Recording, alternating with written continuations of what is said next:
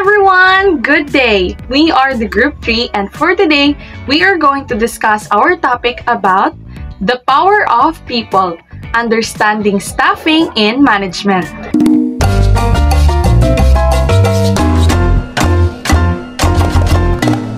Good day! Today I will discuss staffing. The managerial function of staffing is defined as filling and keeping filled positions in the organizational structure. Staffing refers to the process of filling an open position by hiring new employees or by reassigning persons already employed. So the meaning of staffing is, it is the process of hiring, training, and keeping the right people in the right positions to help an organization work effectively. Nature of staffing. Staffing is an important managerial function. Most important managerial act along with planning, organizing, leading, and controlling. Staffing is a pervasive activity, as a staffing function is carried out by all managers and in all types of concerns where business activities are carried out. Next, staffing is a continuous activity. This is because the staffing function continues throughout the life of an organization due to the transfers and promotions that takes place. Key principles of staffing. The first one is the basis of staffing function is efficient management of personnel. Means that effective staffing relies on properly managing the people who work in an organization. So dapat maayos ang pamamahala ng mga empleyado ng organization. Kung maayos ang management, mas magiging productive ang mga tao.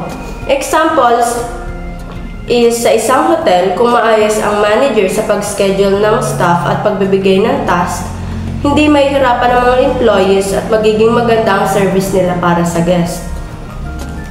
Second one is staffing helps in placing right men at right job. It can be done effectively through proper recruitment, procedures, and then finally selecting the most suitable candidate as per job recruitment. So dito, dapat ang taong kukunin o ilalagay sa posisyon ay may tamang skills at qualifications para doon.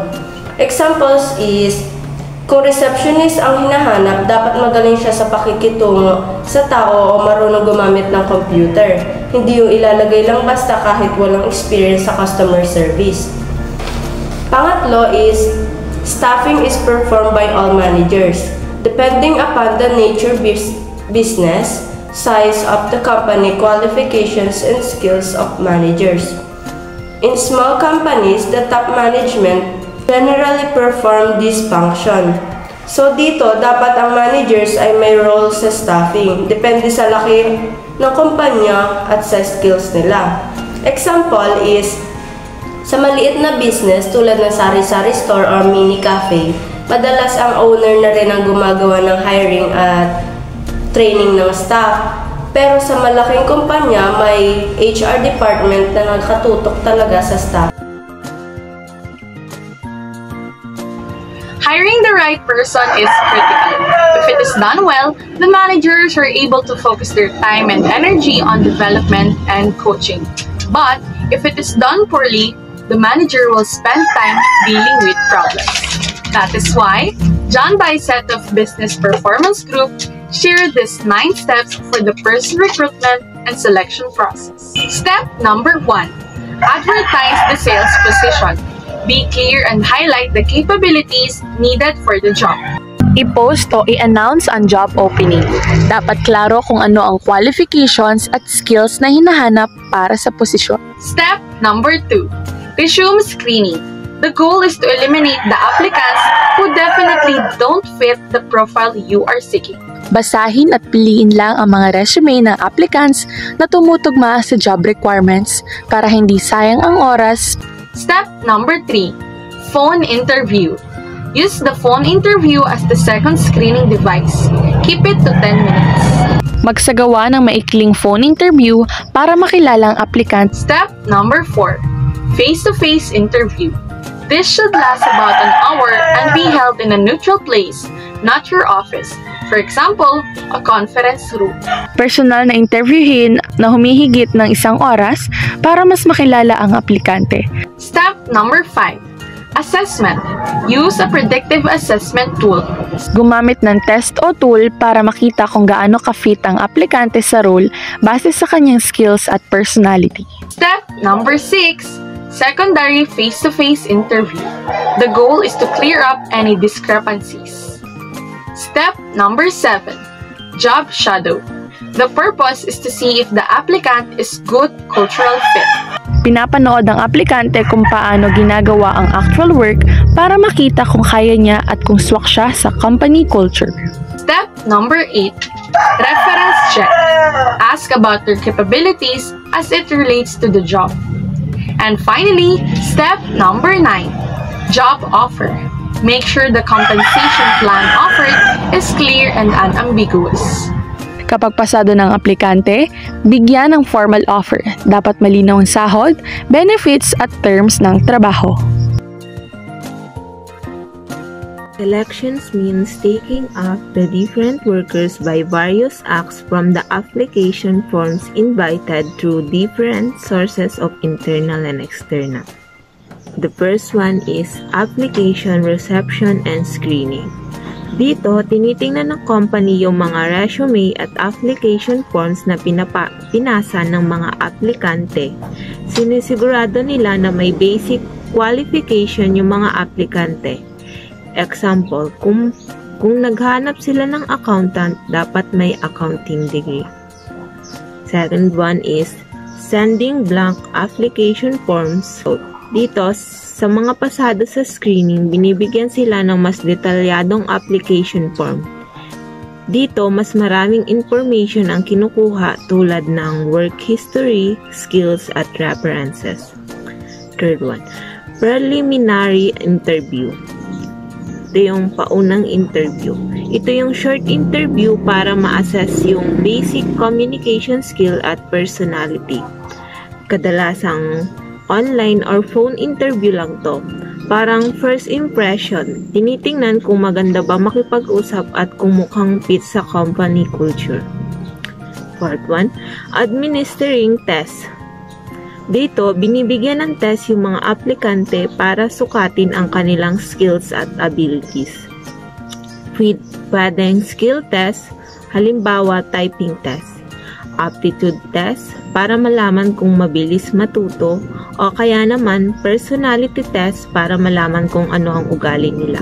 The fifth one, checking references. Kinokontak ng company yung mga taong nilalagay ng aplikante bilang reference.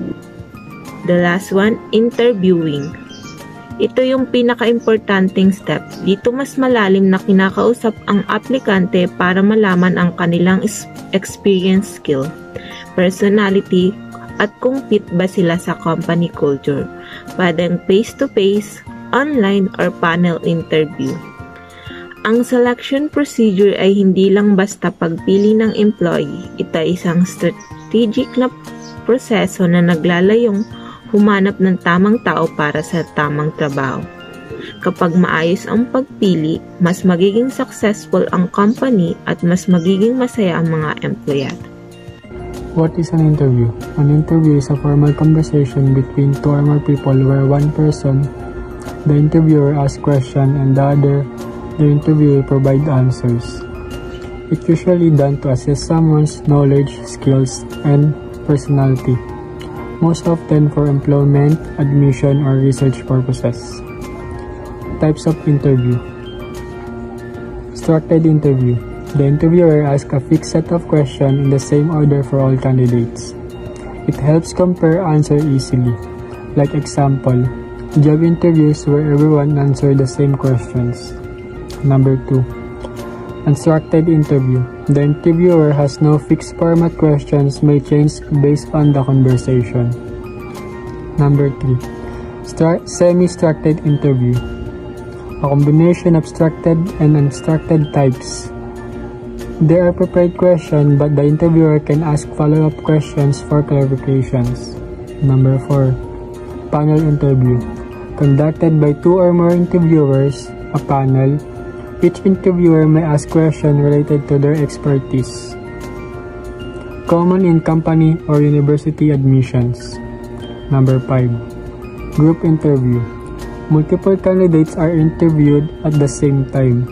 Interviewers observe communication, teamwork, and leadership skills. Number 6. Telephone or online interview. Done remotely through a phone call or video conference, like example, Zoom, Google Meet, and etc. Often use a pre-screening before a face-to-face interview. Number 7. Stress interview. The interviewer deliberately creates a pressure or tension to see how the interviewee reacts under stress. Used for jobs that require handling difficult or stress situation. Number 8. Behavioral interview. Questions are based on the past experience to predict future behavior. Like example, tell me about a time you solved a problem under pressure. Number 9. Case interview. Common in business or consulting jobs. The interviewee is given a real hypothetical problem to analyze and solve. Training and development. Training is an instrument of developing the employees by increasing their skills and improving their behavior. According to PLIPO, training is an act of increasing the knowledge and skill of an employee for doing a particular job.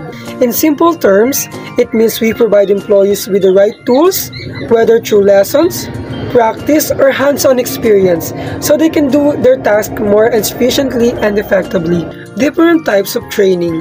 The first one is basic literacy training. Organizations increasingly need to provide basic literacy training in the areas of reading and math skills to their employees. Basic literacy training. These types of training helps employees improve their basic skills, like reading, writing, and math. Some companies offer this kasi may mga workers na medyo nahihirapan pa sa mga ganitong areas. For example, imagine a factory worker na kailangan basahin yung safety labels or sukatin ng tama yung materials. Pero kung hindi siya confident sa reading or math, baka magkamali siya. That's why important ang basic literacy training. It helps them understand instructions better, handle numbers correctly, and become more confident sa trabaho. In short, it makes them more effective and productive employees. The next one is technical training. New technology and structural designs have increased the need to upgrade and improve employees' technical skills in both white-collar and blue-collar jobs. So, technical training focuses on teaching employees the specific or job-related skills na kailangan nila sa work, especially now that new technology and systems are everywhere. It's important for both white-collar jobs like officer staff and blue-collar jobs like construction workers or machine operators. For example, for white-collar jobs, hotel employees are trained to use new booking systems or POS machines so they can serve guests faster and more efficiently. Meanwhile, for blue-collar jobs, construction workers are trained to operate new heavy equipment or updated machinery safely and correctly. Through technical training, both white-collar and blue-collar employees become more skilled, confident, and adaptable to new tools and technology. By providing this kind of training, companies make sure their workers continue to grow and keep up with the fast-changing work environment. So, additional 4 types of trainings. Interpersonal skills. Most employees belong to a work team and their performance depends on their abilities for effectively interact with other co-workers. So, itong interpersonal skills daw po is, ito yung training na nakatuon dun sa skills ng mga employees tungkol sa pakikipag-usap, pakikipag-ugnayan, pakikipag-interact sa mga katrabaho. Next is problem solving. Today's employee often work as a member of self-managed teams who are responsible for solving their own problems. So, ito yung training na nagtuturo sa mga empleyado kung paano nila suriin or lutasin yung problema na kinakaharap nila dun sa pinagtatrabahuan. So, mahalaga ito sa self-managed team kasi sila yung may responsibilidad na lutasin yung problema kinakaharap.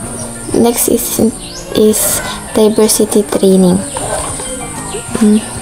As one of the fastest growing areas of training, diversity training increases awareness and builds cultural sensitivity skill. So, ito daw po yung training na nagbibigay ng mga idea or another kaalaman sa mga empleyado kung paano nila intindihin or magkaroon sila ng idea sa kultura or religion ng kanilang mga katrabaho or kasama sa isang trabaho. In conclusion, staffing helps make sure the right people are in the right jobs to reach the company's goal. With good hiring, selection, and training, managers can build a skilled team that helps the organization succeed. It shows that the people are the key to every company's growth and success. And that is the power of people. We hope you learned something. Bye!